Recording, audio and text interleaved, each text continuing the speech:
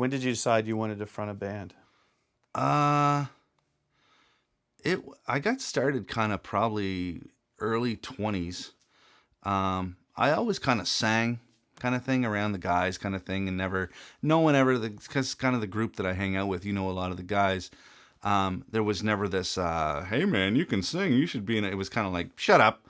Like, so I got that for a lot of my teenage years kind of thing.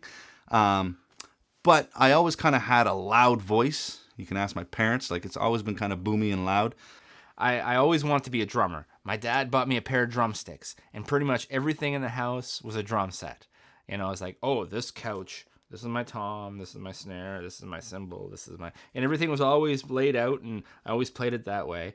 And but it wasn't until like grade 9, and I was probably, 14? Grade 9? That I started playing music, but I took like a brass instrument, and that was like my first introduction to music, is playing a brass instrument, playing like a baritone and a trumpet. Did I play trumpet? No, baritone and tuba. First instrument, tuba. Tuba. And then I switched to the baritone, but then they let me play bass. So then I started playing bass because I had bought a bass because I wanted to be a drummer, but there was already another kid that had a drum set. So I bought a bass because there was no other kid that had a bass. And so, I was probably like 14 at the time. I had my first job at McDonald's. First paycheck, I bought a bass. I guess the first time that I ever kind of had any kind of band experience, I guess, I was with our very first drummer, Rob Gallant. And we just got together with some other guy. His name escapes me, I don't know. And we just got together in this little room somewhere downtown, and it was him on drums and the other guy on bass and me on vocals, and we were doing just whatever cover we could think of, kind of thing, just any kind of rock or hard rock kind of cover. And I just took it from there, and I mean, I was terrible, obviously, as you always are, kind of in your first infancy of whatever you're gonna do. No one was ever like fantastic the first time. When did you start playing in local bands? Did you go see shows first and then play? I did, yeah, for sure. I remember when I was young, and I used to, like how we all did back in the day, sneak into the bars, like the Dock, it was called at the time. I remember the Dock. The Dock, yeah. And Power Syndrome. But yeah, they used to influence me quite a bit, and it would just be like, wow, just be so blown away that I would just go home and just like, I gotta play. I gotta learn how to play and just be better, sort of thing. Like, that was such a huge influence for me, like just local talent. So Heroes Last Right, came out of Obsidian Rain. I first met those guys.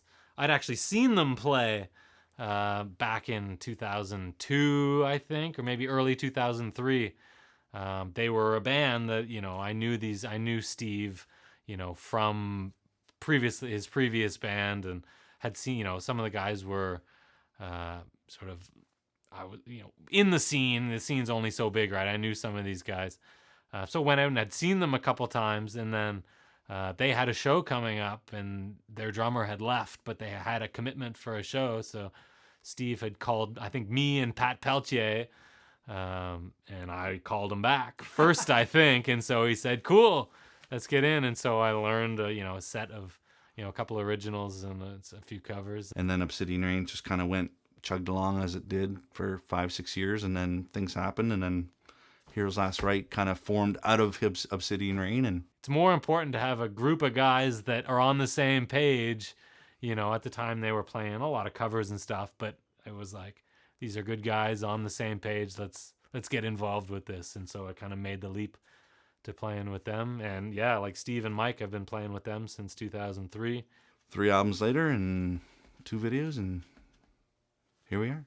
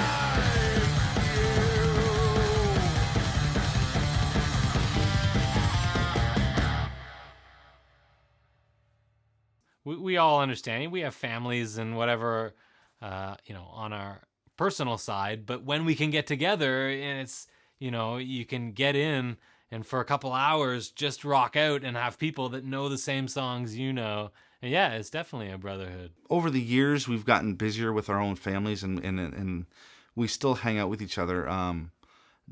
And we do socially, like outside of the band, still hang out. Not as much as we did before kids and stuff like that. And we're getting busier with our jobs and stuff like that, and our own individual families. But there's always this base brotherhood that we know.